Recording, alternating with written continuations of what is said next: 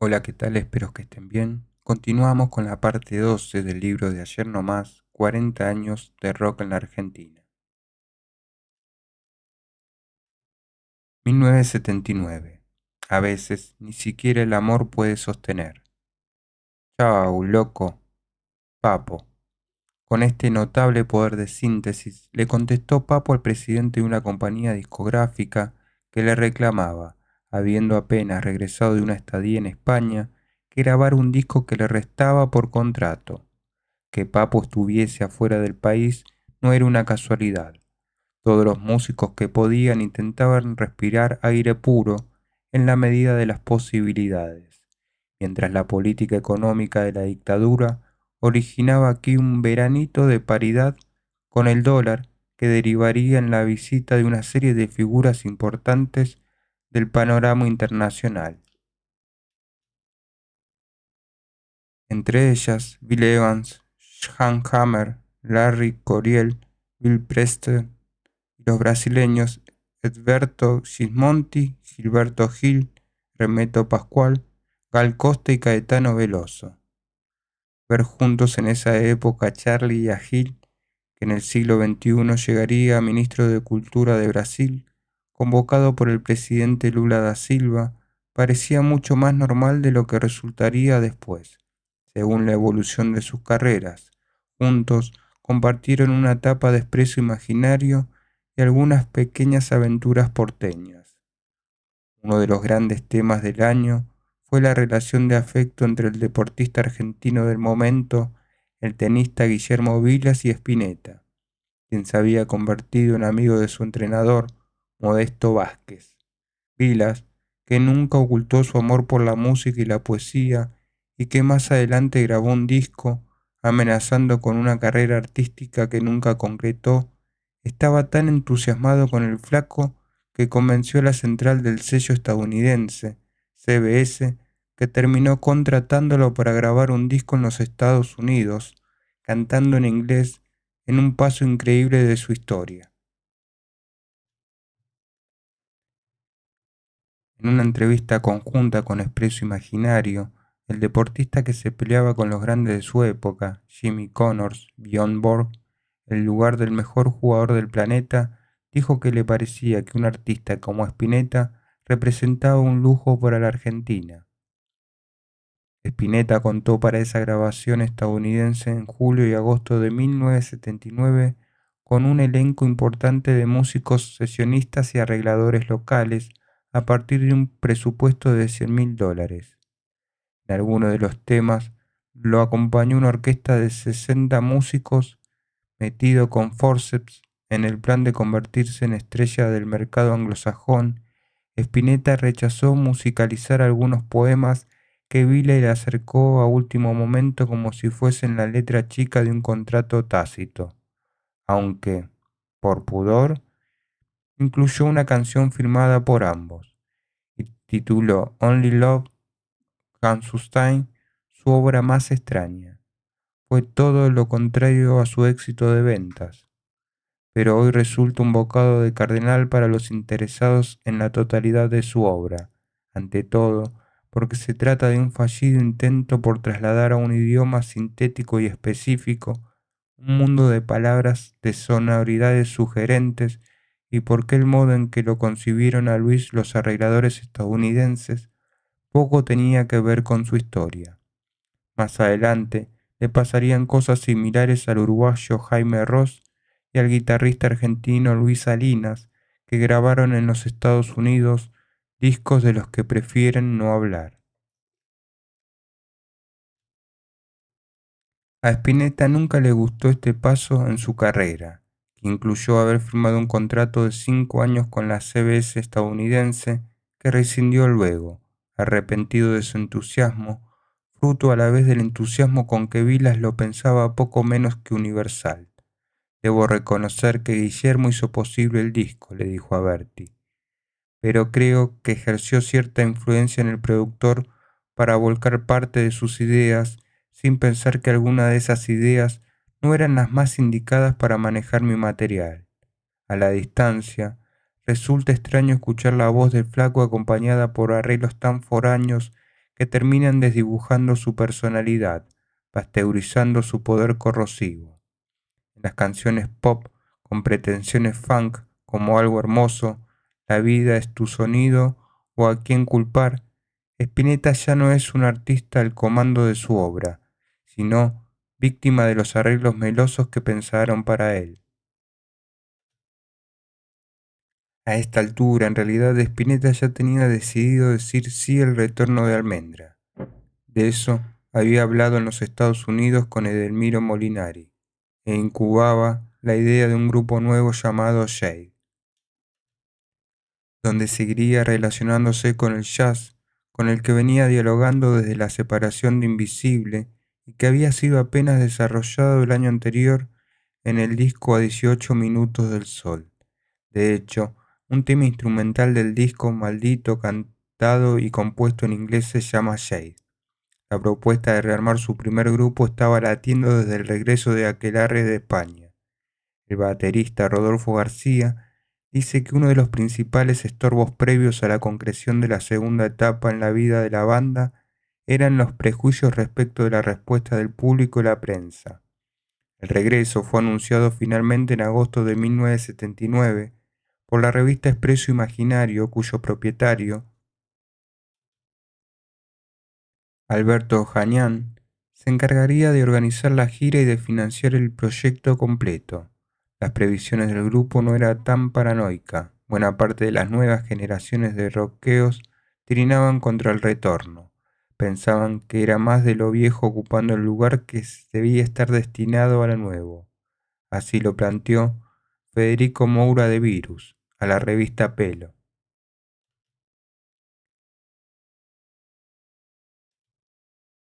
Este retorno es producto de una intención que no me parece muy buena, porque siempre acá se mira muy para atrás. Es como un mal del país. Por ahí vende, pero no creo que sea positivo. El rock debe ser un movimiento musical de vanguardia. En esta coda gloriosa de un grupo fundacional para el rock lírico en castellano, hubo primero una serie de conciertos en obras, en diciembre, en los que se grabó un disco doble en vivo, una gira de verano con shows en Rosario, Córdoba, Mendoza, La Plata, Uruguay y Mar del Plata, y una decisión que hizo historia, grabar otro disco pero con temas nuevos, lo que se hizo al año siguiente. El disco de 1980 se llamó El Valle Interior. Ameritó otra gira y una de sus letras, Jaguar herido, decía: El cazador ha muerto entre mis garras, pero al luchar sus balas me llegaron.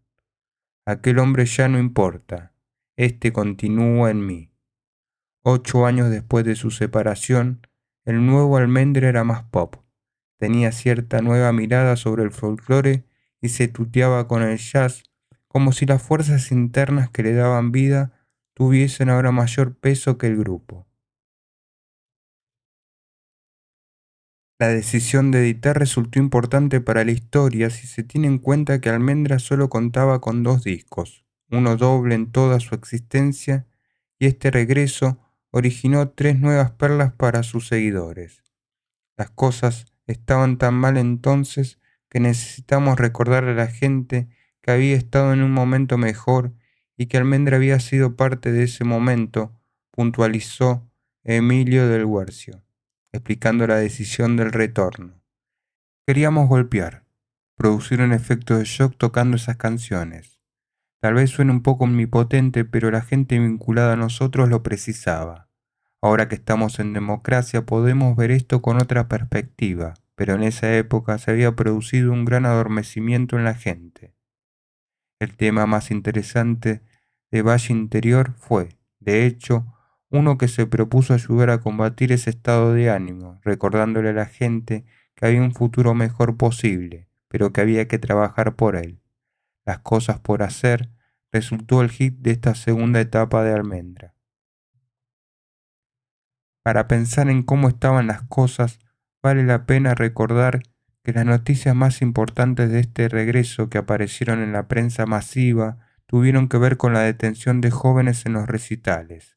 El récord fue en el Show de La Plata, en el que la brava policía de la provincia de Buenos Aires, modelada por el genocida Ramón J. Camps, se llevó del show de Almendra a 197 de los 1.550 espectadores que habían pagado sus entradas. Las fuerzas del orden actuaron bajo la certeza de que se trataba de drogadictos, aseguró el diario La Nueva Provincia de Bahía Blanca, por entonces virtual vocero de la Armada. El diario en inglés Buenos Aires Herald observó en cambio que las detenciones se concretaban por portación de aspecto, ya que los policías les resultaban sospechosos los jóvenes de pelo largo o barba, y actuaba así, sostenía, porque los seguidores de este género eran una minoría social casi sin protección. Cuando la policía trata de esta manera a los aficionados del rock, nadie mueve un dedo, editorializaba. Es bastante frecuente que los jóvenes que tienen pelo largo y ropa poco convencional sufran extensos interrogatorios o periodos de cárcel por el único delito de caminar por la calle. Pero si esta nueva aparición en escena de Almendra resultó impactante, ¿qué decir de La grasa de las capitales, el segundo opus de Serú Girán, que aún hoy sigue siendo un disco interesante, osado y, ante todo, excepcional? Desde la tapa, una sátira a la revista Gente y su mundo de frivolidades, por entonces en las antípodas del rock. Hasta el último de sus temas, La grasa, destilaba destino de posteridad, acaso porque pintaba una época, un estado de cosas desde un punto de vista crítico y a la vez irónico, por momentos confesional, por momentos virulento. Desde la canción del título, no trances más con la cantina, con la cantora, con la televisión castradora, con esas chicas bien decoradas, con esas viejas todas quemadas, gente revista, gente careta, la grasa inunda cual fugaceta, no se banca más la grasa de las capitales, no se banca más. Hasta clásicos inmediatos como Frecuencia Modulada, San Francisco y el Lobo o Noche de Perros. La grasa de las capitales está poblado de verdaderos momentos excepcionales que marcaron a fuego músicos, letristas y aficionados al rock de tal manera que algunas de sus imágenes serán citadas una y otra vez en el futuro. Hay canciones como Los sobrevivientes, de un nivel llamativo de denuncia de lo que pasaba, cuya aparición en disco tiene un valor referencial muy fuerte sobre un cambio que había comenzado a gestarse en la relación de fuerzas entre la sociedad civil y los dictadores. Charlie escribió y publicó esta canción en la misma ciudad en que la desde 2 años antes de las Madres de Plaza de Mayo daban vueltas a la plaza sin que en general su actividad fuera tomada en cuenta por la prensa oficial.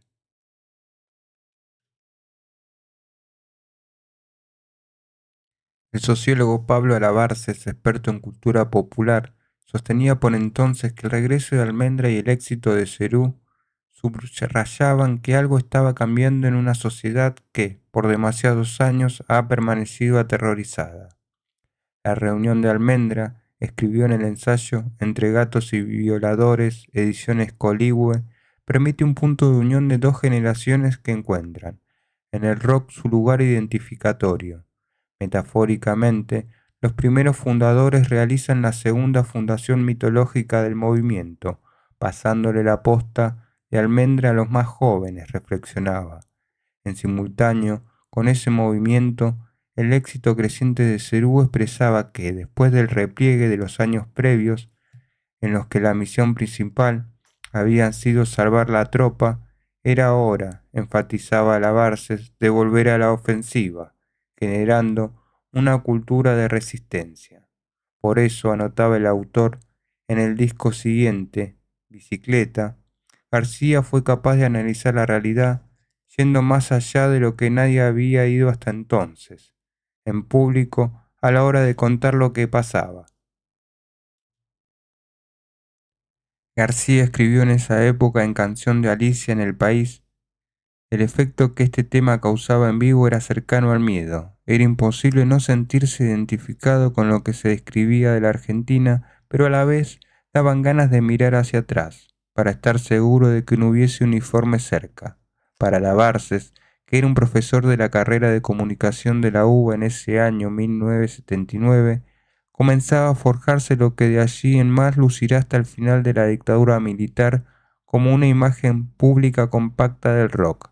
A partir de esta etapa, el rock será visto desde afuera como un bloque homogéneo que articula en su interior las identidades opositoras de la cultura juvenil, reemplazando en el camino las funciones que habían cumplido tradicionalmente las representaciones políticas, cuyas actividades habían sido obturadas por la represión militar y de alguna manera seguían clausuradas.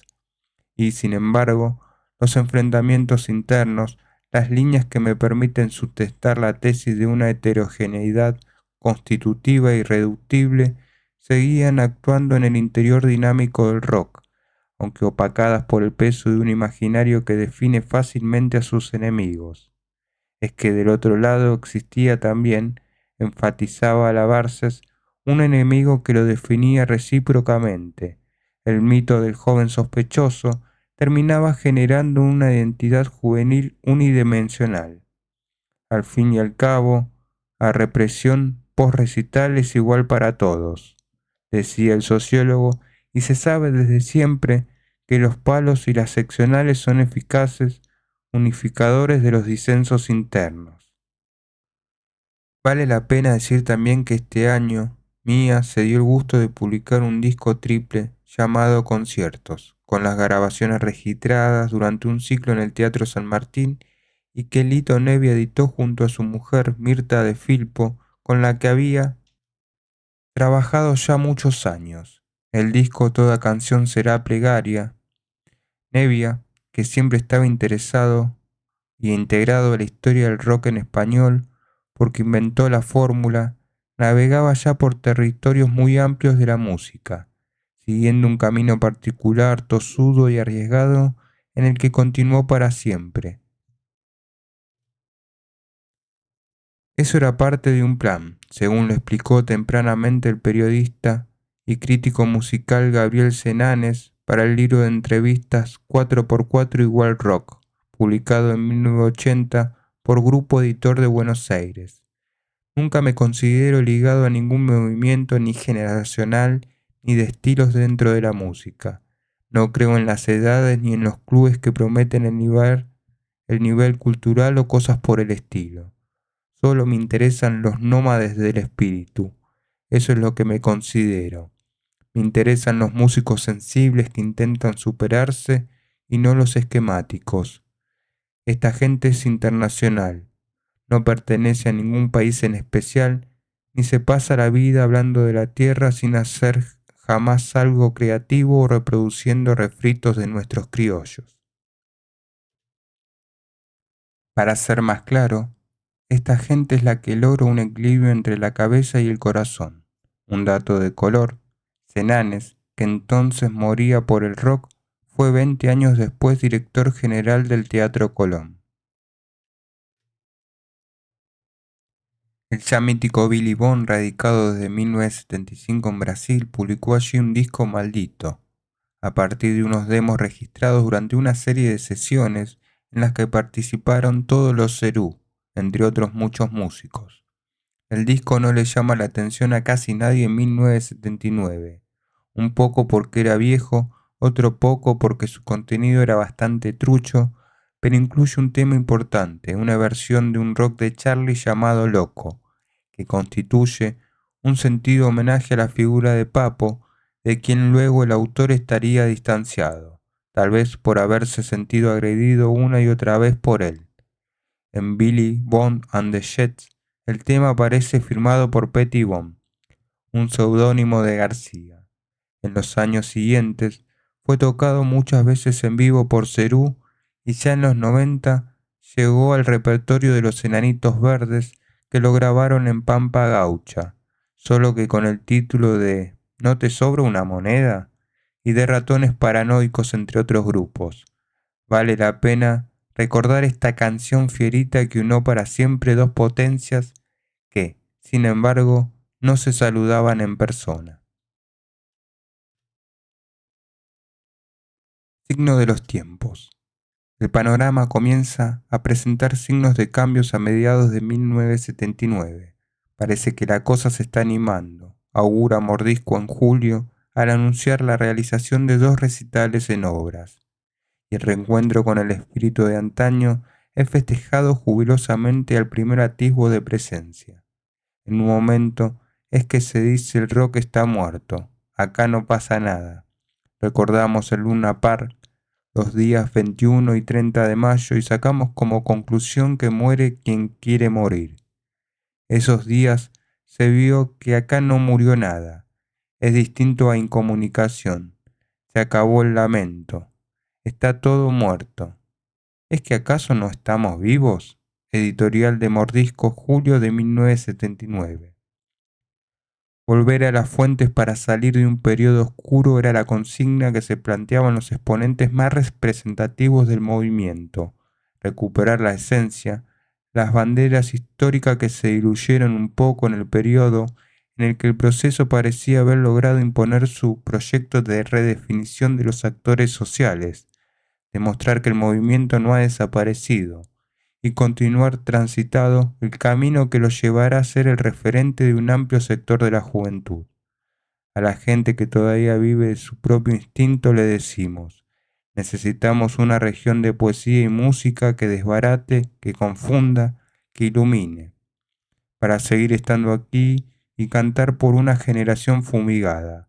Almendra nació y difundió su arte en un terreno tan fangoso como el de hoy, el de ahora, un terreno dibujado por la realidad socioeconómico-emocional del argentino. Pero sumergir no es desaparecer. Deberíamos hoy, a más de 10 años de aquellos comienzos, recorrer todo lo hecho, rescatar esa esencia y continuar el viaje, el de nuestra identidad. Almendra, en Mordisco, septiembre de 1979. Vuelve a aparecer la idea del espacio libre, propio, esa región de poesía y música, y a dicho ámbito le cabe la tarea de desbaratar el camino que el sistema, en este caso el proceso, quiere imponer a los jóvenes, y a la vez también debe iluminar el propio, porque la generación a la que hay que cantar ha sido una generación fumigada, y Almendra puede hacerlo porque nació en un terreno tan fangoso como el de hoy, donde también gobernaban los militares autoritarios. Fragmento de rock nacional, Crónicas de la Resistencia Juvenil de Pablo Vila.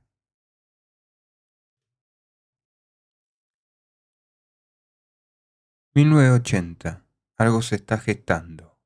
Lo siento al respirar. A 4 años de comenzar la dictadura militar, las cosas habían cambiado en el país. La primera junta de gobierno, la de Videla, Macera y Agosti, que al retorno de la democracia serían condenados por crímenes de lesa humanidad, había sido reemplazada por un triunvirato menos duro, encabezado por el general Roberto Viola, y se vivía una leve apertura política, generada ante todo por la presión de una sociedad hastiada de represión e intolerancia. El rock empezaba a salir de sus propios espacios históricos y avanzaba hacia un público mayor en los preludios del proceso que estallaría durante la Guerra de Malvinas. En ese marco había numerosas movidas en el interior con grupos como Red en Tucumán, Alta Blanca en Mendoza y Real en Rosario, y empezaba a modelarse en Buenos Aires un nuevo underground. El panorama del comienzo de los 80 era efervescente y disperso en un rock que atrasaba bastante respecto de la evolución en el resto del mundo, pero que estaba dispuesto a ayornarse. En el apogeo internacional de la New Age pasó entonces por la Argentina el trío de Police, que concretó 3 actuaciones, una en Obras, otra en la inauguración de la disco de New York City y una tercera en Mar del Plata, y recibió un insólito maltrato de una porción de la prensa especializada que parecía atrasar mucho más que los músicos. Aquellos cronistas, anclados en los 70, creían ver pura frivolidad en la renovación y gestos demagógicos en donde había una nueva forma, por demás vital, de entender una nueva era. Algo similar ocurrió con la recepción de las primeras y tardías expresiones locales del punk, con los violadores a la cabeza. Estos habían intentado ser teloneros del trío inglés, pero el empresario Daniel Greenback rechazó la idea sin haberlos atendido siquiera. Gieco tuvo un nuevo problema grave con la censura. Lo fueron a buscar a su casa y lo trasladaron hasta una dependencia gubernamental en la que un alto funcionario le subrayó que era un riesgo para su familia que continuase cantando una canción como La cultura es la sonrisa, que pocas horas antes había interpretado en un recital organizado por los estudiantes de la Universidad de Luján, que acababa de ser cerrada por la dictadura. A los militares les había molestado de manera especial una estrofa, que León eliminó luego, en la que afirmaba: solo llora un país donde no lo pueden elegir, solo llora su tristeza si su ministro cierra una escuela, lloran por los que pagan con el destierro o mueren por ella. Ay, ay, ay, que se va la vida, mas la cultura se queda aquí. Lo que quedaba de texto en la canción era tan elocuente como esta estrofa, pero menos vinculado con la que aparecía en los noticieros. Por suerte, los funcionarios de uniforme no sabían que el título estaba inspirado en una idea del poeta nicaragüense Ernesto Cardenal, por entonces ya ministro de Cultura del Frente Sandinista de Liberación, que un año antes había derrocado por las armas al dictador Anastasio Somoza. Años más tarde, durante un Festival Internacional de la Juventud que transcurrió en Moscú durante el año 1985, poco después de la perestroika, Gieco sería casi obligado a cantar una canción a un comandante sandinista que no se resignaba a haber llegado tarde a una actuación, Ernesto Cabezas, y que, además, había tomado más vodka de lo que cualquiera puede soportar. En febrero, Gieco fue una de las grandes atracciones en la primera edición del Festival de la Falda, que convocó a 8.500 jóvenes con una propuesta artística que incluyó también a Serú Girán, Nito Mestre y los desconocidos de siempre, Vox, Day y Raíces, entre otros grupos. Este año, en un recital en Obras, compartieron el cartel con Shade, el nuevo grupo de Luis Alberto Spinetta y Serú Girán, en el pico de su rendimiento, en una actitud de confraternización no siempre bien entendida por el público fanático de cada uno de los líderes. En esa época, pararse y bailar en un recital de Spinetta era considerado casi un sacrilego. Sus más acérrimos defensores sostenían que su música debía ser escuchada. El clima de un recital de Cerú era, en cambio, bastante más dionisíaco y desbordado, una constante en las presentaciones de García a lo largo de toda su carrera. A esta altura, era claro también que en Cerú había comenzado a pesar mucho la capacidad instrumental, la voz y la incontundente personalidad artística del bajista Pedro Aznar.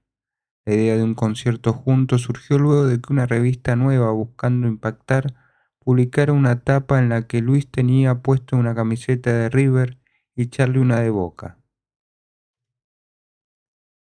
Los músicos creían que esa apuesta periodística enfatizaba una rivalidad que ellos en persona no tenían. De hecho, García siempre dijo que antes de formar Sui Generis, él admiraba hasta el cansancio a Spinetta y éste siempre le respondió con palabras tan amables como esas.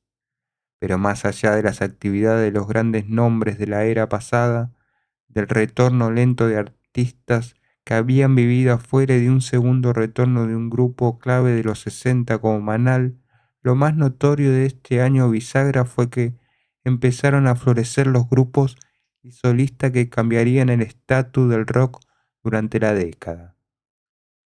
Luca Prodan decidió instalarse en Argentina después de regresar de visitar a un viejo compañero de colegio en Escocia e intentar huir de su adicción a la heroína.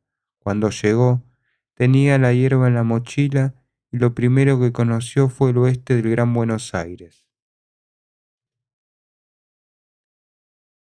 Después partió rumbo a las sierras cordobesas donde pensó sumo. acompañado por su viejo amigo Timmy McCarr, que sería el manager.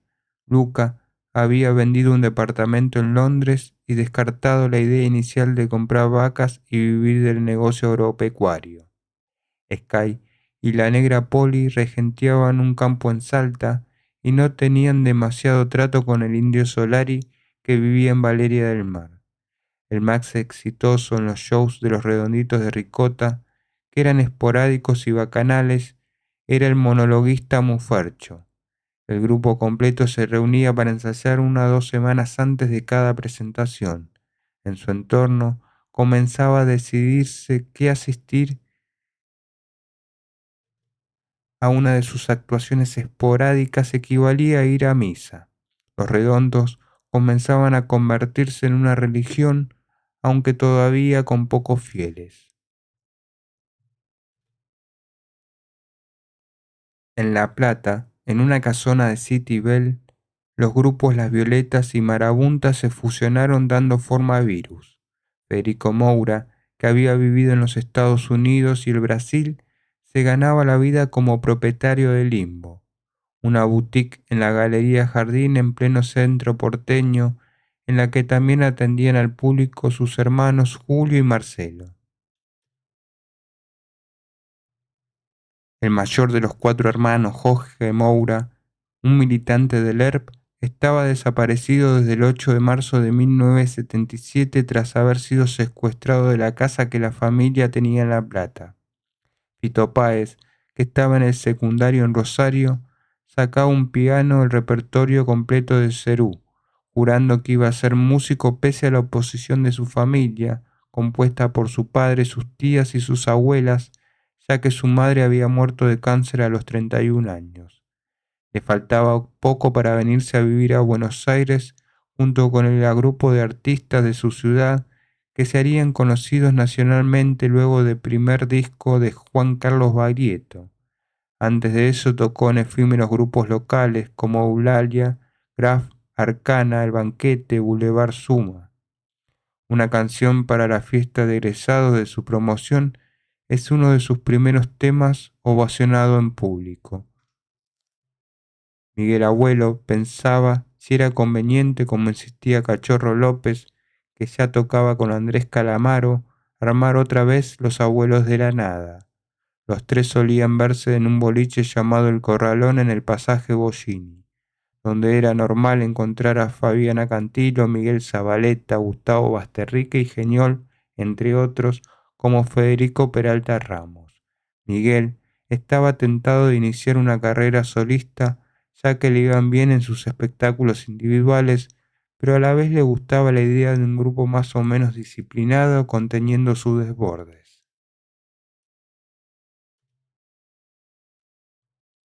Gustavo Cerati tocaba en un cabaret frente al Parque Centenario, pero tenía ya las ideas que volcaría en Soda Stereo, que compartía con su compañero de estudios de publicidad en la Universidad del Salvador, Gustavo Bossio. Juntos formaron el primer grupo Estrés. Charlie Fisichia decidió seguir los pasos de su padre, el baterista de jazz Tito Alberti, y tomó clases con Willy Turri. Los tres se encontraron en febrero del año 1982, aunque en rigor el grupo tuvo un cuarto integrante, Alfredo Lois, encargado de la puesta en escena y el diseño de la imagen. Daniel Melingo, Pipo Chipolati, tomaban boliches por asalto cantando las primeras canciones del repertorio de los Twists, siempre entre sonrientes y despistados.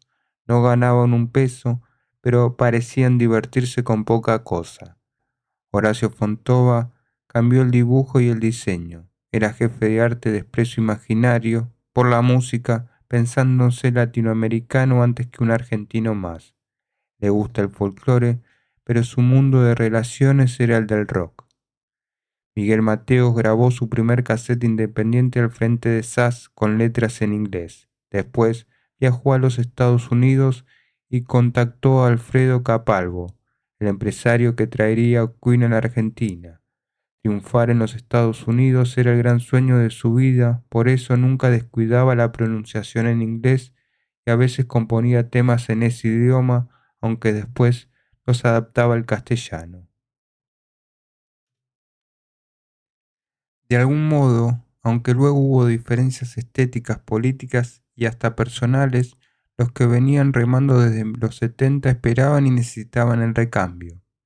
Gieco lo explicaba así a la revista especializada Prensario. Hay un hueco bastante grande de gente de 20 a 30 años en el rock argentino, producto de la cantidad de personas que abandonaron el país o vieron frustrada su vocación. Y está, agregó, el hueco fabricado por la música disco, un movimiento hipercomercial que Estados Unidos exportó con habilidad y que en la Argentina tuvo un periodo triunfal. Al conjuro del estreno de la película Fiebre de sábado por la noche que lanzó como estrella John Travolta con música de los Bee Gees. En consecuencia, decía Gieco, siempre estamos los mismos, por lo que es bueno y necesario que aparezcan nuevos valores con ideas y canciones nuevas. Eso de que el rock ha muerto es mentira, está más floreciente que nunca. La historia de que el rock había muerto y había sido reemplazado por la música disco, en el marco ya descripto en la introducción a esta década, parece hoy motivo de risa, pero originó por entonces una discusión que se pretendía seria. En junio de este año, en la revista partidaria SAF, el periodista Claudio Kleiman escribió que en la Argentina de 1980 el rock nacional representaba el único cuerpo más o menos estructurado desde el cual se ejerce el siempre solitario y sacrificado papel de la disidencia, con las coordenadas del poder y sus trampas. Una disidencia plural y debida, subrayaba. Lo que está compuesto o lo que está propuesto simplemente es un ejercicio de libertad donde las únicas herramientas permitidas son la autenticidad y el talento. Los jóvenes llegan al rock huyendo de la mentira y la falsificación, buscando comunicarse de una forma más o menos humana en un medio donde los únicos lugares de reunión tolerados parecen ser las canchas y las discotecas. Una parte de esta movida de abajo hacia arriba que todo lo renovaría empezó a ocurrir en los bares y recintos como la Trastienda, Café Einstein, la Esquina del Sol, el Corralón, la Peluquería, Stud Free Pub, Sala 2, La Vuelta de los Tachos, Adán Buenos Aires, Los Saltos de San Telmo, Jazz and Pop, que programaban música nueva o experimental para un público radicalmente distinto de aquel que iba a los boliches y también en los parques y plazas, sobre todo los fines de semana. La historia les debe un homenaje a todos estos lugares que se convirtieron en un verdadero circuito under, de difícil control para la policía, en cuyo marco había un grado de libertad que ni por asomo existía al cruzar sus umbrales hacia la calle. Aún hoy, los domingos por la mañana, el Parque Rivadavia se llena de pibes y pibas que buscan canjear discos y libros, pero ante todo encontrarse con pares. La diferencia es que ahora nadie los persigue. El lento aparecer de lo que serían las figuras de recambio ocurrió en un marco en el que la política empezaba a florecer otra vez, pero en el que la represión estaba siempre latente. Un dato al respecto: hubo 400 detenidos luego de una serie de conciertos denominados Bue 80, realizados en el Luna Park. Los detenidos por portación de aspecto habían ido a ver números de jazz rock como Weather Report, John McLaughlin, Stanley Clarke o George Duke, que actuaban en veladas junto a músicos argentinos, Emilio del Guercio y la eléctrica río platense David Lebón, con Celeste o Spinetta acompañado por Diego Rapoport, pero en conjunto debieron cometer el delito de ser jóvenes, peinarse de manera no permitida o usar ropa diferente a la de los oficinistas. En este ambiente, al tiempo revivificado y heterogéneo, debutó un grupo clave en la carrera de Papo, Riff, que se convertiría por imperio de las circunstancias en uno de los más revulsivos de los años 80 previos al retorno de la democracia, tal vez porque una porción importante de su público estaba conformada por jóvenes de los suburbios, de modales menos urbanos y tolerancia más baja a las actitudes represivas. Era extraño, porque si bien Papo fue siempre una especie de héroe proletario, dos de sus compañeros pertenecían a un nivel social muy diferente. El baterista Michel Peronel era hijo de un contraalmirante de la Marina. El bajista Vitico estuvo casado con Cristina Dodero, una casi noble e íntima amiga de la familia del millonario griego Nasis. Una parte de este público llegó a los enfrentamientos cuerpo a cuerpo con la policía, en una actitud de resistencia que recién empezaba a aflorar en algunos estamentos de la sociedad. Un poco de esa agitación rockera acompañó algunos conciertos de Morris, que intentaba mostrarle al público sus novedades tras haber vuelto del exilio iniciado en 1976 para encontrarse con la sorpresa de que le pedía una y otra vez el oso y de nada sirve. El regreso de Manal, consecuencia directa del de Almendra, cuyos 3 discos nuevos aparecieron durante este 1980, fue recibido con bastante escepticismo. Solo el público que no había alcanzado a disfrutar a tiempo de su obra por un problema cronológico pareció acompañar la nueva aventura de los padres del blues en castellano. Los más grandes advirtieron demasiada especulación comercial en este operativo, en el que no faltó un flojo disco en vivo. Salió mal porque esa noche estábamos muy borrachos, explicó años después el guitarrista Claudio Gavis, y otro con canciones nuevas, aunque éstas no llegaran a la altura de sus clásicos, evidenciaban los graves problemas de relación que tenían entre sí Gavis, Javier Martínez y Alejandro Medina. Los problemas y desacoples fueron tan importantes que en un momento este Manuel actuó en un show y en un programa de televisión con el guitarrista Nacho Smilari en lugar de Gavis, que luego de una actuación en Mendoza siguió viaje rumbo a Chile, sin presentarse a tiempo para el resto de la gira. La revista Humor, que por esa época era influyente, ante todo por ser uno de los pocos medios que le daban espacio al rock, publicó una crítica en favor y otra en contra del retorno de Manal, sin animarse a definir una postura o la otra. El famoso recital de Cerú que llevó 60.000 personas a la Rural el 30 de diciembre de entrada gratis y organizado con el apoyo de ATC, marcó para adentro y para afuera del rock que su masividad era un fenómeno difícil de ocultar.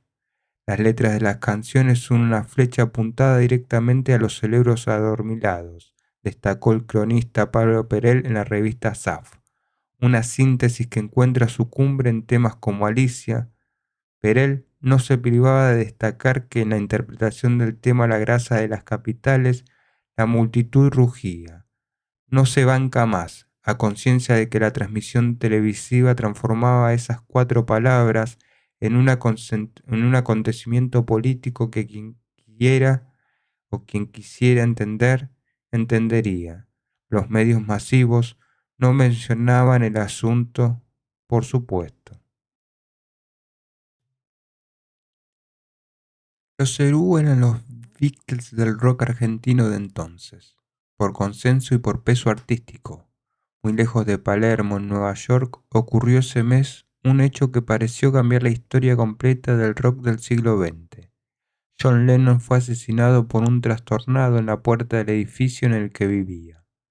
Su profética idea respecto de que el sueño de los 60 había terminado, aquel de un mundo manejado por el amor y la paz, era una cruel y definitiva realidad. Estaba claro, sin embargo, que había muchos otros sueños por soñar, sobre todo aquí, al sur de todo. Fito Páez, que tenía en ese momento 16 años, se enteró del asesinato del Beatle al despertarse temprano esa mañana porque tenía que dar un examen de contabilidad. Eran las 7 de la mañana en Rosario, iba a ser un día caluroso, decía la radio, y su tía le dio la mala nueva mientras le servía el desayuno. Le fue mal en el examen y durante varios días estuvo sumergido en un letargo emocional, cuentan Laura Ramos y Cynthia Lechbowick, que eligieron esta postal para iniciar su libro Corazones en Llamas, un relato de historias de una porción de protagonistas del rock argentino de los 80. Fito entró ese año al grupo El Banquete, de Rubén Goldín, en la prehistoria de una movida rosarina que desembarcó pocos meses después en Buenos Aires. Comparaciones odiosas. Algunos opinan que Miguel Cantino es un poco el discépolo del rock. También hay quien dice por ahí que Lito Nebbia sería el Homero Mansi. ¿Qué opinas al respecto? Son dos grandes falacias. Las obras de Discépolo de Mansi son impresionantes por su vastedad, y realmente lo que escribió Cantilo hasta aquí no llega ni a los talones de Discépolo, y lo que escribí yo es otro punto de vista, otra situación. Tenemos que terminar con ese asunto. Se me hace como que vos te casás con una mina y decís, tengo una Sofía Loren en mi casa. Basta con eso. Cada uno escribe lo que le da el cuero. Cada uno crea lo que puede. Cada uno engancha la mina que puede, y nada más. Lo demás, esas cosas que salen en los diarios no sirven para nada. Como vos quieras, pero hace unos años para canalizar un sentimiento amoroso con una mujer, por ejemplo, se buscaba un tango. Hoy se buscan canciones tuyas. Sí, está bien, aunque eso es una expresión de anhelos, pero ponerle un mote de otro a un tipo es destruirlo. Imagínate aquel que escribió en Clarín que Cantilo era discépolo. ¿Qué pasó cuando sacó después ese tema de la selva, la jungla tropical? ¿Qué era ahí? ¿El Walt Disney del rock? ¿Me entendés? Lo mejor que nos puede pasar es que dentro de 50 años alguien diga, esto es Cantilo, esto es de Nevia. Fragmento de una entrevista a Lito Nebbia publicada por el diario Los Andes de Mendoza. 1981. El otro cambio. Los que volvieron. La primera formación de esta etapa de los Abuelos de la Nada quedó constituida luego de que Miguel Abuelo aceptase una propuesta de Cachorro López que le insistía con que era hora de armar algo distinto en la Argentina. Abuelo anduvo agitando la escena algunos meses como solista, logró que pasaran en algunos programas de radio el disco que había grabado en Francia y luego fue enfrascándose en la idea de hacer un grupo que aunase la poesía y el baile, las estéticas modernas, con el aura de su mítico conjunto de los 60. Un joven Andrés Calamaro, que hasta entonces era tecladista de Raíces, se sumó a la formación en que también estaban Polo Corbella, Gustavo Basterrica y Daniel Melingo, antes de que Abuelo pusiera a prueba hacia un momento de éxito personal en que se fundieron la alegría y el descontrol. Los Abuelos se ganaron un lugar por demás protagónico en esta década que se aceleró según fue transcurriendo hasta convertirse en un mito, sobre todo después de la muerte de su líder, víctima de SIDA en 1988. Cuando los Abuelos empezaron a difundir en las radios su primer demo, con Guindilla Ardiente y con El Cachete Caído, entre otros temas, lo que seguía de moda era el retorno de artistas del pasado, aquellos que el público conservaba en sus oídos y retinas con repertorio y actitudes conocidas. Pedro y Pablo había vuelto a actuar, pero con el nombre de Cantilo Duriez. Piero, por entonces parte del movimiento, era otro de los retornados del exilio, pero en su caso con una propuesta de tranquilidad y reflexión inmortalizada en el tema manso y tranquilo, que desconcertaba a sus fanáticos de los 70, mientras Morris concretó un raro recital presentado como el primer concierto de New Wave de la Argentina, y empezó a tener problemas con su público local, de modo que sus actuaciones se hicieron cada vez más distanciadas. Los nombres del pasado que reaparecían aprovechando el ablandamiento de la censura y el decidido avance social en busca de mayores espacios de libertad se superponían. Tito Nevia, Santa Olalla, Pajarito Saúl y los Jaivas. Estos acontecimientos solían generar los malos entendidos ya expresado con el caso de Morris. El público pedía los viejos temas, los artistas querían presentar los nuevos y se producía una especie de desacople de intereses. A Nevia, que tenía docena de temas nuevos, le pedían con unción la valsa, lo que la mayoría de las veces le indignaba. Los artistas de rock, en general, solían negarse por entonces a cualquier cosa que los relacionara con el pasado, ante todo por el temperamento artístico, y en algunos casos los de los más politizados por prudencia. Pero, en el caso de Nevia, lo de mostrar material nuevo no era menor.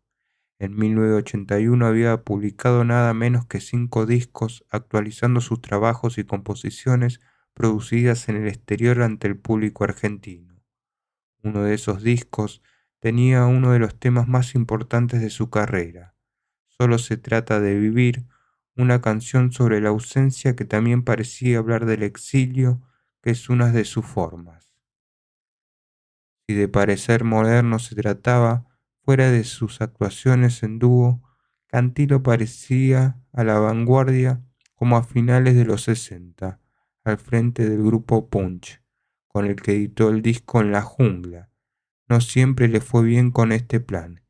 En el Festival de la Falda, la gente que quería que cantara la Marcha de las Broncas o Padre Francisco lo abuchó y terminó dándole la espalda al escenario.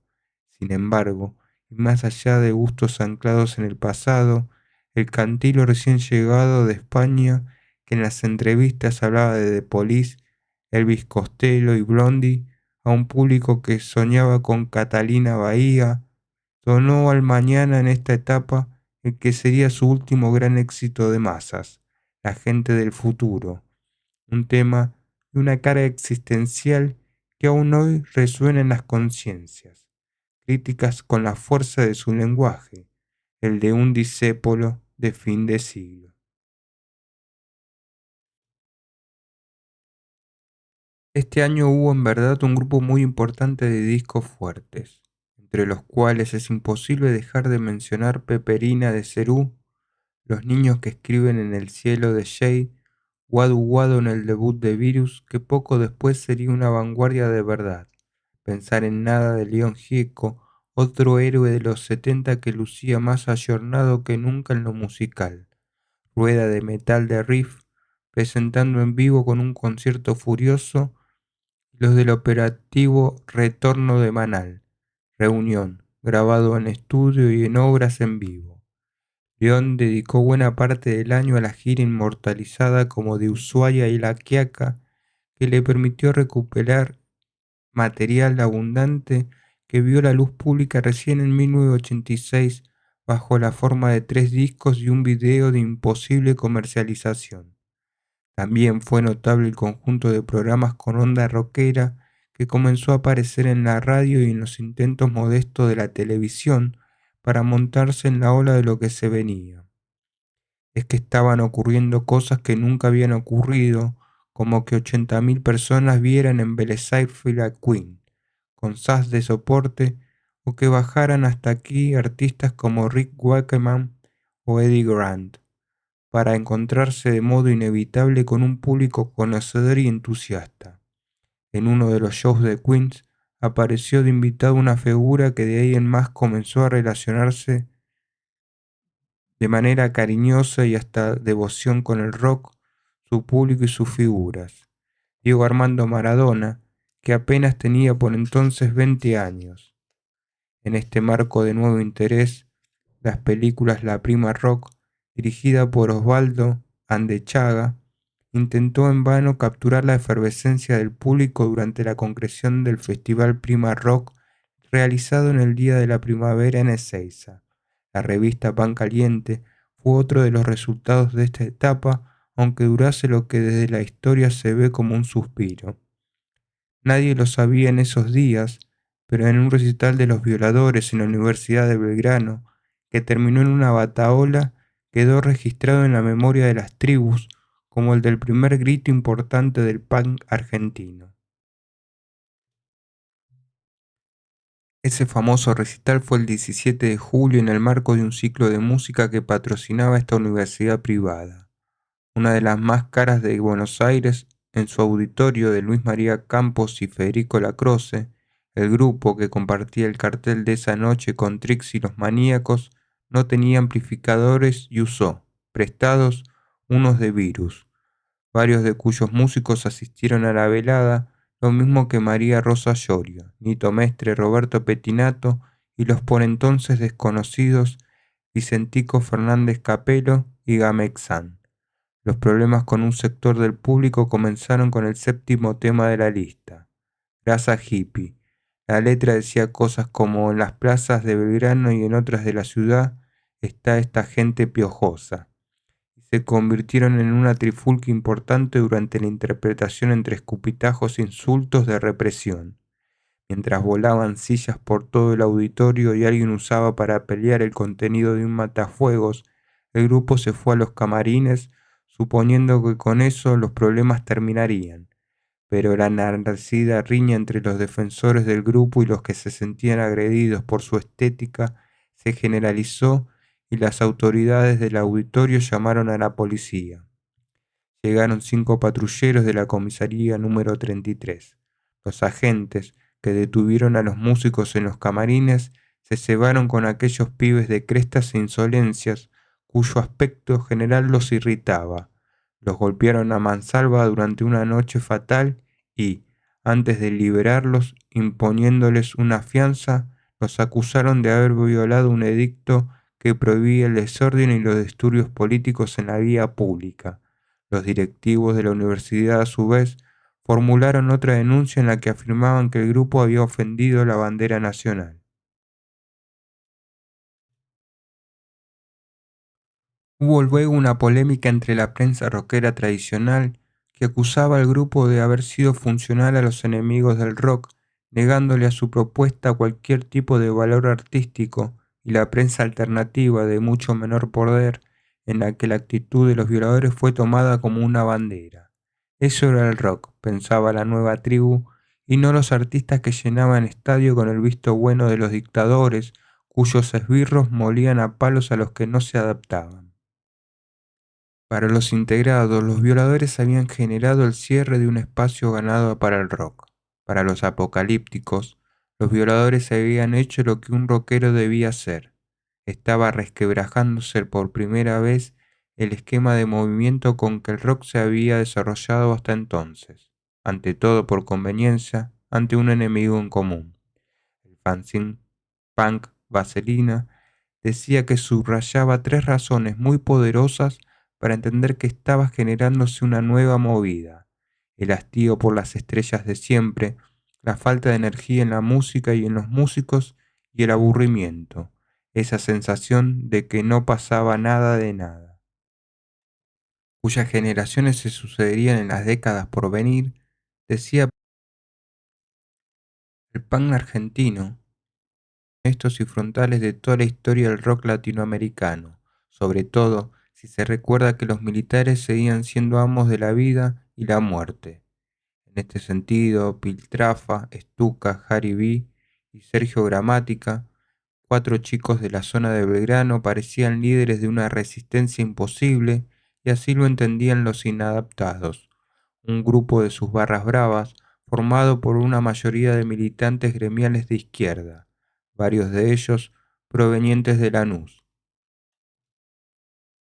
El tema con que hacían su ingreso en la historia se llamaba, claro, represión, y aún hoy el corrosivo poder de su letra es un imán para aquellos que piensan que en las sociedades hay algo más que los boletines oficiales.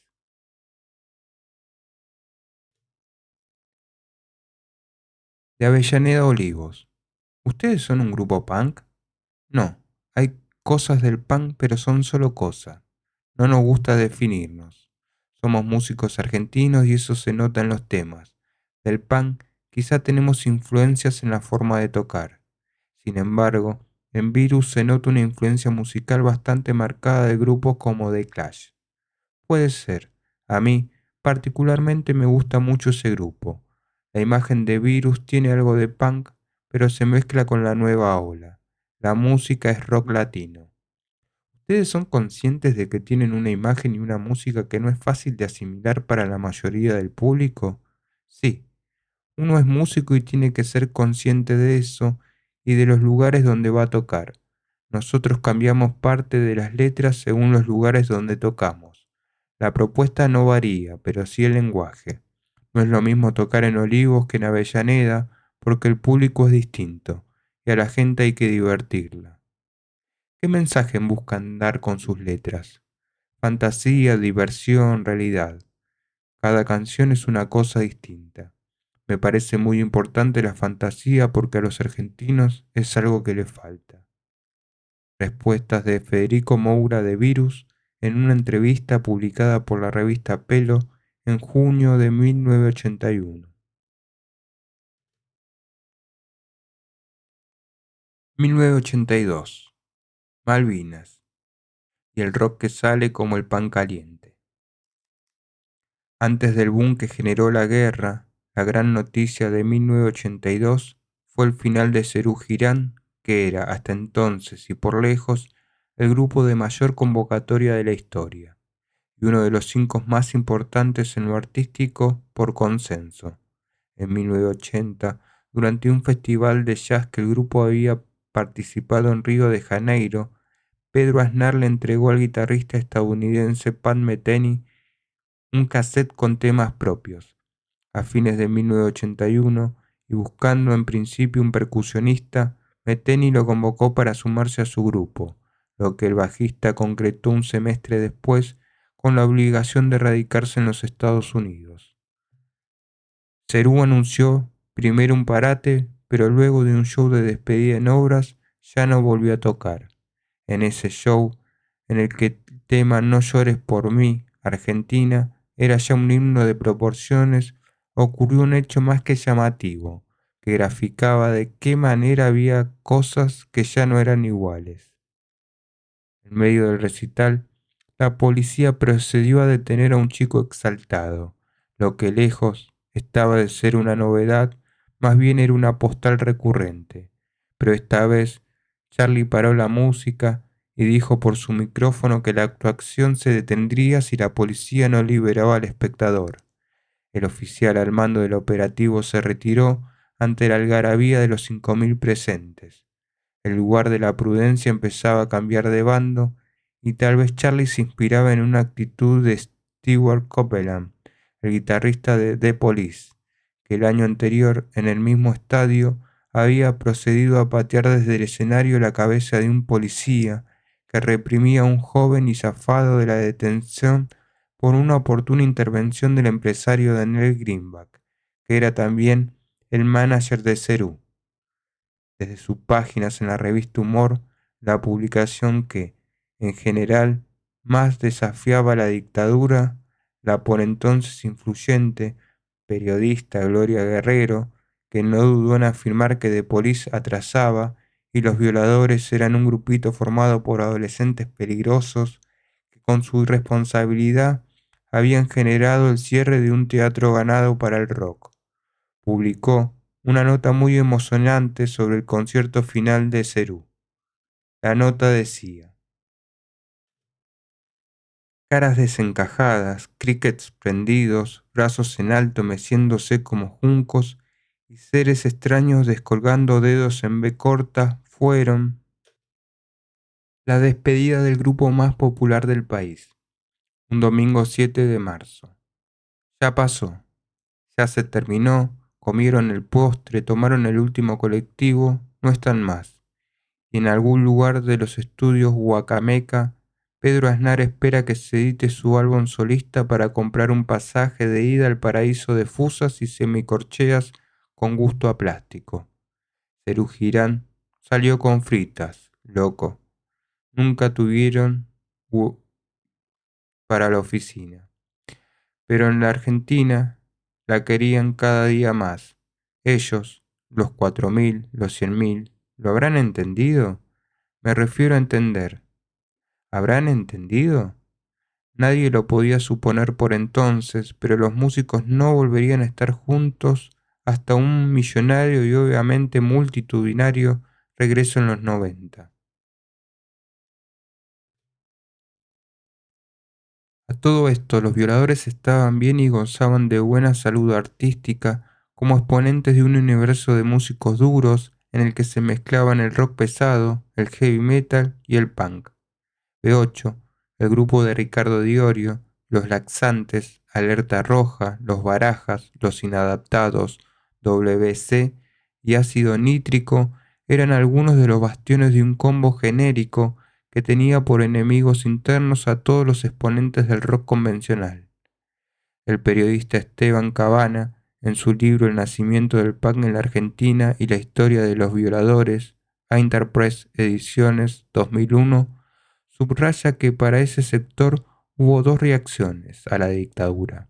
Por un lado, las blandas, ligadas a posturas pacifistas post-hippies que planteaban solidaridad, naturaleza, amor y locura, traduciendo la realidad en términos abstractos y filosóficos, y por otros, las duras, encarnadas por la voluntad de choque contra lo establecido por cualquier tipo de autoridad. Los exponentes de este grupo se caracterizaban, describe, por usar camperas de cuero, tachas, muñequeras, cadenas, candados, cabezas rapadas, aros, pelos parados y la eterna costumbre de recorrer pequeños pubs tocando para grupos reducidos de adolescentes con iguales características.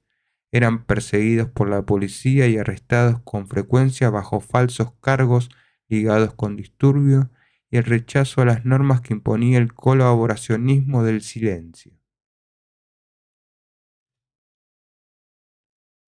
Entrevistado por la revista Cerdos y Peces, así explicaba Piltrafa la postura del sector.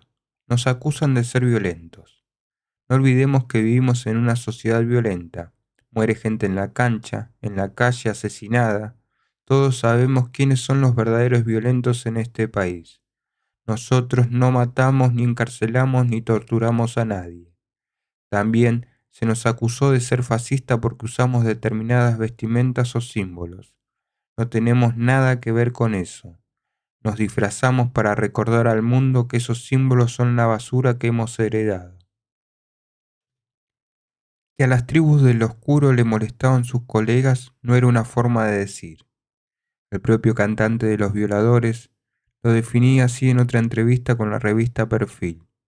Vivimos en la ciudad y acá hay ruido de auto, mugre y miseria. Es el medio ambiente el que genera la música. Miguel Cantilo, Pedro y Pablo, por ejemplo, siempre hablan de la paz y el campo. Que se dejen de joder. Esto es cemento armado, basura, agresión. ¿De qué hablan? ¿De la señora violencia? ¿De la Thatcher? Se ponen en favor del gobierno, porque no hizo un tema que se llame Señor Galtieri. La marcha de la bronca tiene una buena letra, pero es de 1972. Es que más allá de los grandes medios e incluso de lo que los medios especializados veían, existían otras realidades musicales y sociales en las que se horneaba el recambio generacional que en muy poco tiempo archivaría buena parte de las expresiones del pasado. En el mismo libro de Cabana, el manager Mundi Epifanio, de una larguísima experiencia con los chicos de Campera Negra, dice que la actitud de este sector, desprotegido y anárquico, era mucho más valiente que los de aquellos que tomaban riesgos desde la fama. Los violadores eran hijos de la dictadura y como miles de otros adolescentes salieron a putear. La otra opción era ser una ovejita blanca y decir por algo será cuando se chupaban a alguien. La primera vez en la historia de la música local en que se cantó se va a acabar la dictadura militar fue en un show de Riff en 1980 con plus de soporte. En ese concierto hubo público con los huevos suficientes para pelearse a trompadas con la policía y la guardia de infantería. El tema de la relación de la prensa en general y de la prensa del rock en especial con el punk era tan viejo como el género. En su ejemplar libro Punk, La muerte joven, Bruguera, España, 1978, el periodista argentino Juan Carlos Kramer dedica grandes párrafos al tema, poniendo énfasis en el asunto de que el punk solo fue entendido cuando pudo generar su propia prensa, que por naturaleza resultó entonces tan anárquica como parcial. hablando de la realidad del punk en su etapa inicial entre 1975 y 1977, Kramer, que vivió esa época en Londres, apunta que si bien por una cuestión ética, los periodistas no deberían, en general, tomar partido acerca de lo que informan, en el caso de la prensa del punk, eso resulta imposible por cuanto sus cronistas no pueden disociar su realidad privada de la escena que describen, a la que prestan muchas horas de atención. Por eso, la objetividad periodística está reemplazada en la prensa del punk rock por la obsesión en la precisión de los detalles. Ampliando el radio de análisis, puede pensarse la prensa del rock en general desde los mismos parámetros antes y ahora. A principios del año, en que las mayores noticias oficiales fueron el final de Cerú y el Festival de la Solidaridad, unos 3.000 espectadores asistieron en el estadio de excursionistas a un festival organizado por Jorge Pistocchi para intentar reflotar el proyecto de la revista Pan Caliente que se venía a pique por problemas económicos.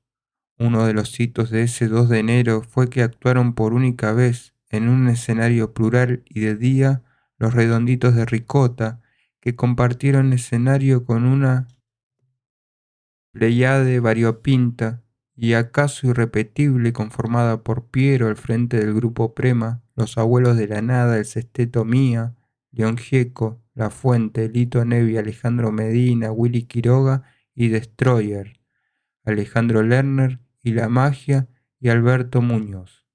El festival estuvo a punto de ser cancelado por la policía a raíz del desnudo total de Monona, una de las bailarinas del grupo platense que concretaba una insólita performance erótica sobre la base de coreografías variables.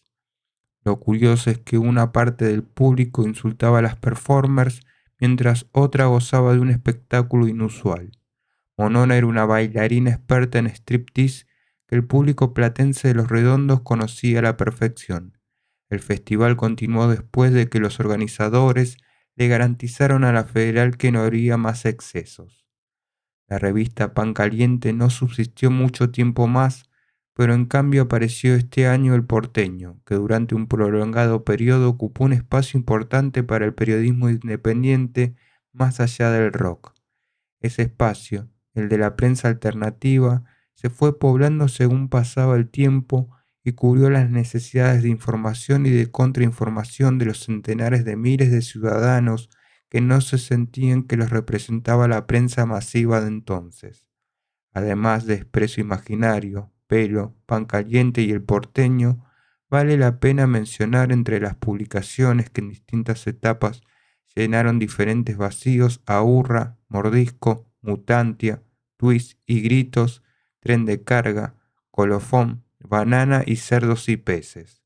Las estadísticas dicen que, además, se editaron a lo largo de esta etapa más de 4.000 revistas underground, muchos de ellos fanzines de vida efímera, en buena parte dedicados al punk, que intentaba así dar su batalla contra las verdades oficiales.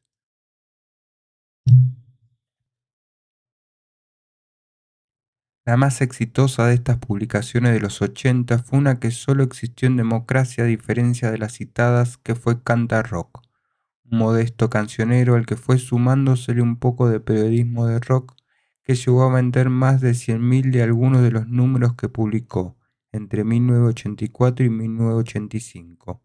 Las plumas de Pipo Lernud, uno de los pioneros tanto del rock como del periodismo alternativo, y de Miguel Grinberg, con sus columnas cada vez más ecológicas, le daban a Cantarrock un peso específico interesante, aunque el grueso de su público eran jóvenes que buscaban los acordes necesarios para tocar sus temas favoritos en guitarreadas o se movían por un interés más cercano al cholulismo que al espíritu crítico que tenían y ejercían, a veces contra ellas, las revistas de la contracultura del tránsito de los años 70 a los tempranos 80.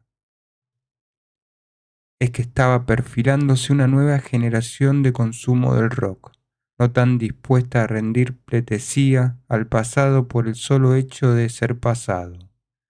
en la idea de unidad ante el enemigo en común que existía por esa época, fue un acontecimiento para el público general del rock que, en su retorno a la Argentina después del exilio, Mercedes Sosa apareciera en el ciclo de conciertos que concretó en el Ópera junto a Charly García, con quien comenzó una larga y fructífera relación que a finales de siglo llegaría a un disco en conjunto.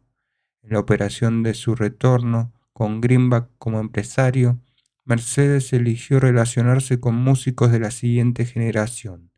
También estaban León Gieco, Piero, Víctor Heredia, Antonio Tarragó-Ross, lo que decantó en una ampliación de su público previo y en una renovación importante de su repertorio.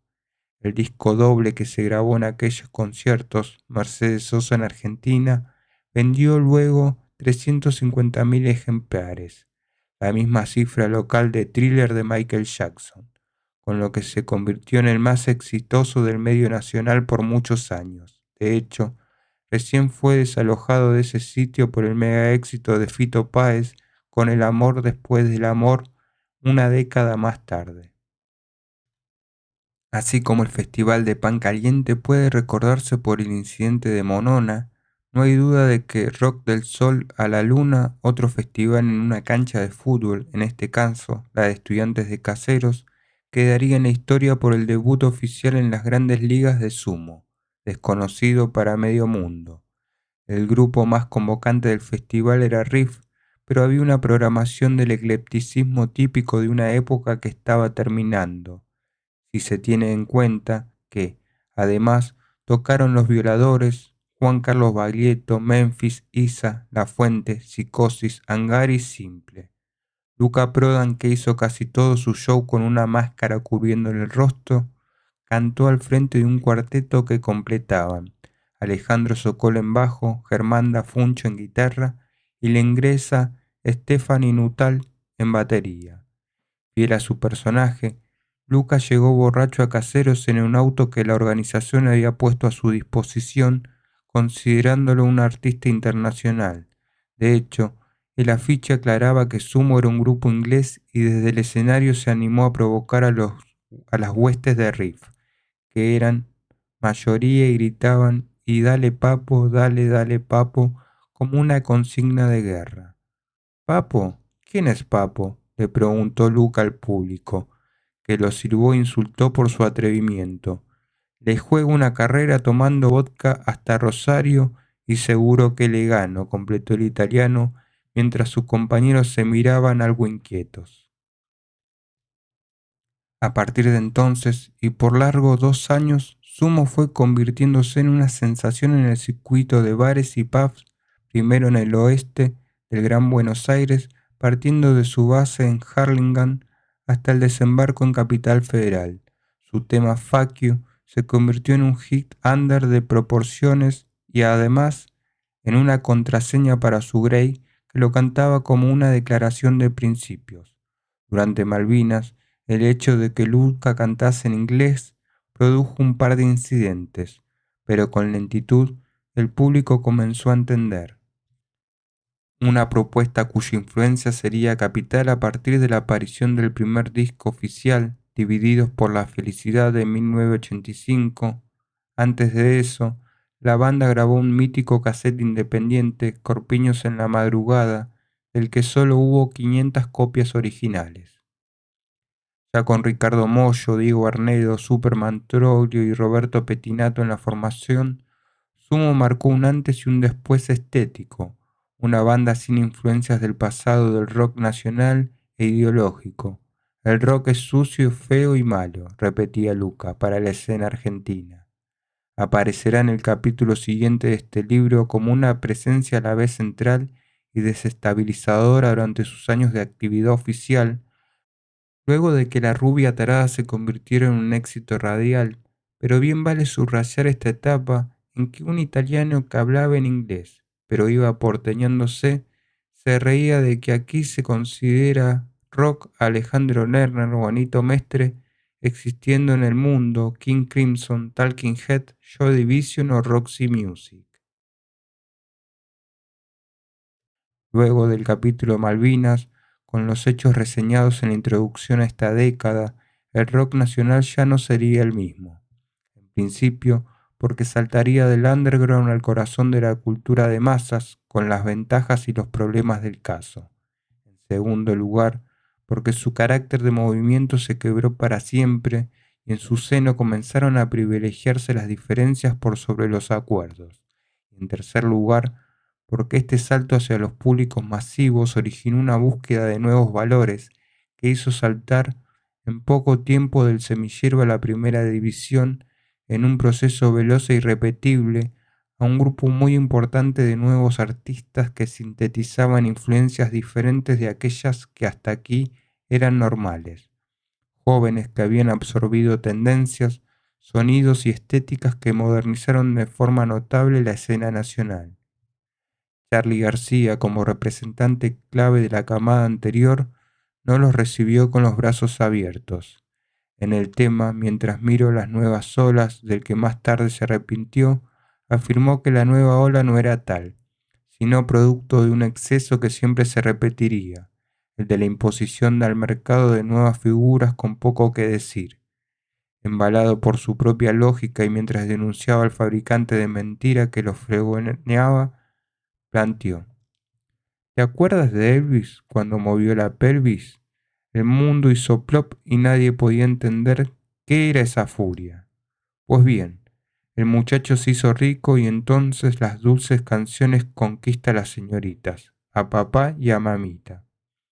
¿Te acuerdas del Club del Clan y la sonrisa de Jolly Land?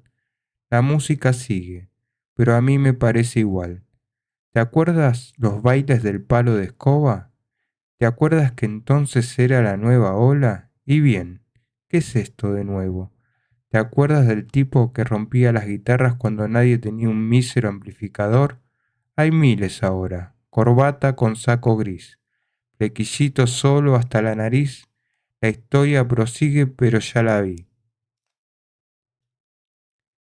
Inteligente para reflexionar sobre su propia visión equivocada, 4 años después, Charly miró esa generación a la que de algún modo se integró, de una forma diferente. Me gustaban las canciones de amor y me gustan esos raros peinados nuevos. De chiquito fui aviador, pero ahora soy un enfermero, escribió.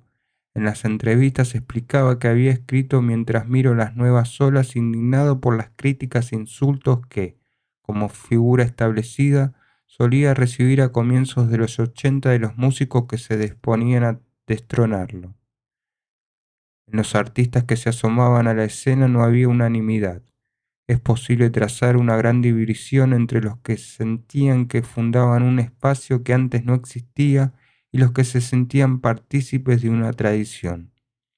A buena parte de aquellos, hablar del pasado, de la dictadura, del sufrimiento, les parecía viejo y deprimente. A la mayoría de estos les resultaba imprescindible saldar cuentas con la represión. No solo era una cuestión ideológica de uno o de otro lado, y sin que esta diferencia se discutiera en público, lucían estéticas por momento opuestas. Si el gran éxito inicial de Baglietto resultó, por ejemplo, Mirta, de regreso, un tema sobre alguien que salía de una cárcel, el hit de los Twists fue Pensé que se trataba de Cieguitos, una canción en broma sobre un falcón verde patrullando la ciudad. Baglietto tenía amigos desaparecidos. Pipo Chipolati era hijo de un policía de la Federal.